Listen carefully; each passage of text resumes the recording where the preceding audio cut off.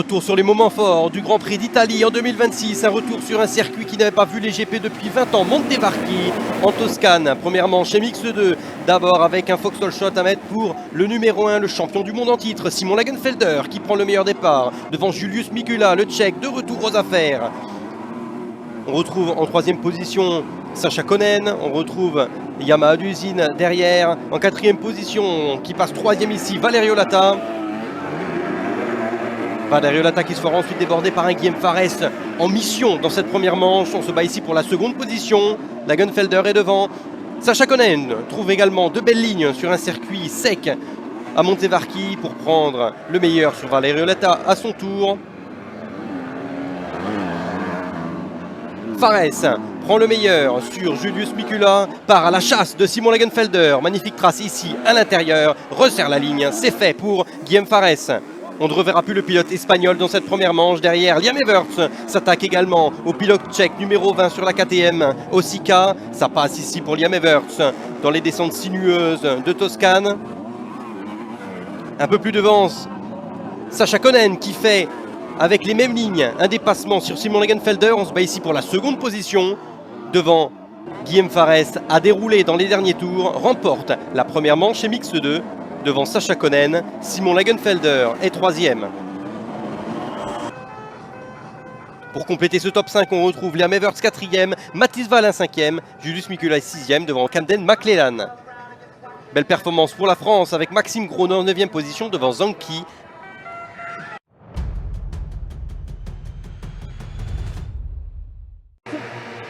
Seconde manche MX 2, un orage est abattu entre les deux manches sur Montevarchi.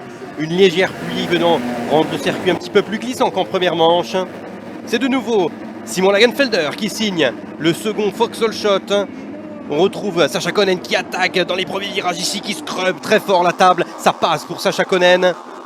Le premier tour sera littéralement un désastre pour Simon Lagenfelder, passant de la première position à 7e au passage de la ligne d'arrivée. On retrouve Mathis Wallin, Liam Everts, Valerio Lata dans le top 5. Camden McLellan prend ici le meilleur dans le premier tour sur Mathis Wallin. Il mettra peu de temps à revenir sur Sacha Konen. Force ici le pilote belge à prendre l'extérieur. Ça passe pour le numéro 8 et la Triomphe d'usine. Mécontent de ses performances sur les derniers GP, McLellan file vers la victoire de manche. Pendant ce temps, Liam Everts, à l'aise dans cette seconde manche MX2, prend le meilleur avec sa trace magique dans la descente sinueuse sur Mathis Wallin pour la troisième position. Il finira à cette place. Devant, Camden McLellan n'a pas trouvé d'adversaire dans cette seconde manche MX2, victoire. Devant, Sacha Konen, Liam Everts et Mathis Wallin complètent le top 4. Les deux triomphes remportent ici la manche, les deux manches MX2, mais c'est bien Sacha Konen qui remporte le général avec deux deuxièmes positions. Farès et McLellan complètent le podium, Everts et Wallin complètent le top 5. Au classement du championnat, Konen continue son envolée, mais Farès et McLellan récupèrent les deuxième et troisième positions pour triomphe.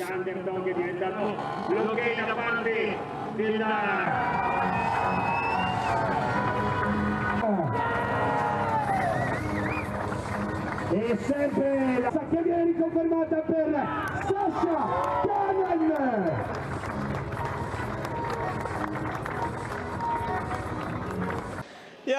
Oui, j'étais pas dans ma meilleure forme, on va dire, mais j'ai géré pour avoir la victoire, donc je suis très content.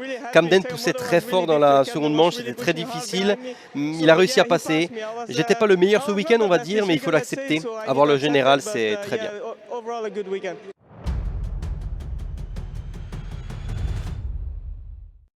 En catégorie MXGP, la grille s'abaisse sur la première manche.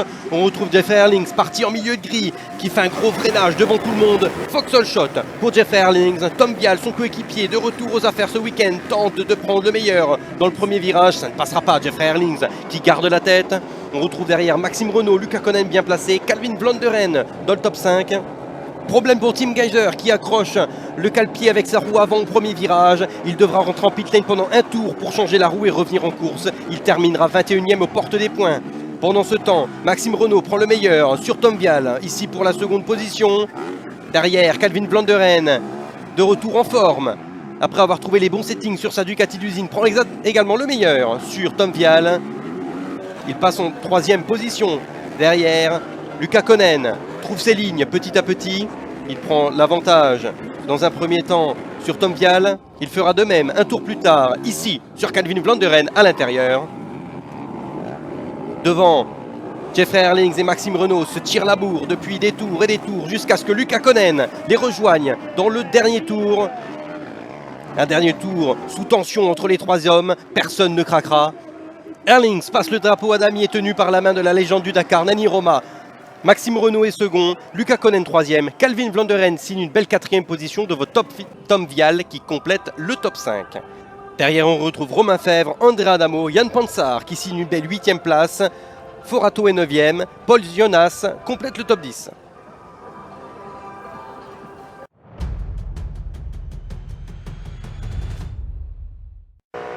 MXGP, seconde manche, Jeffrey Herlings qui tente de faire la même qu'en première manche. Cette fois-ci, ça ne passera pas. Il y a Tom Vial, il y a André Adamo à l'intérieur. Le pilote italien signe à la maison le Vauxhall Shot.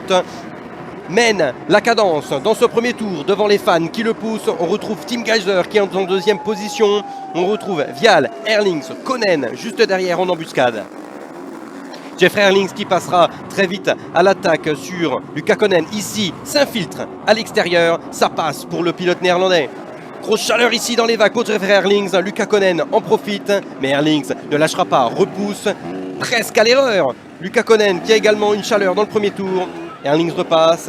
Il se permet même également de passer son coéquipier. Ensuite, Tom Vial, ici dans les vagues rapides du circuit de Montevarchi.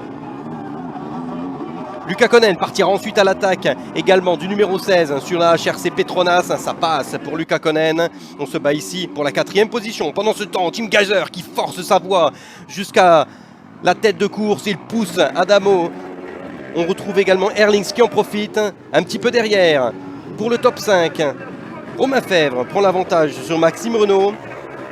Devant, Tim Geiser signe sa seconde victoire de manche de l'année et avec Yamaha. On retrouve en seconde position Jeffrey Herlings, ça suffit pour gagner le général. Konen est 3e, Adamo 4e, Romain Fèvre 5e. Au classement du Grand Prix d'Italie à Montevarchi, Jeffrey Herlings remporte une 116e victoire devant Luca Konen second. Maxime Renault monte sur la boîte en Toscane. Au classement du championnat, Konen conserve avec une valise de points l'avantage sur Jeffrey Herlings. Romain Fèvre est 3e devant Tim Geiser et Maxime Renault.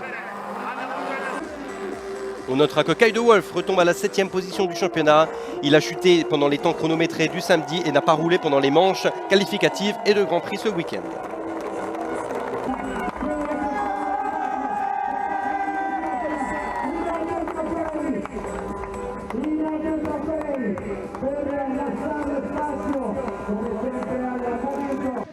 Ouais, au début j'avais peur que Luca me passe et passe Tim parce que j'aurais perdu le général.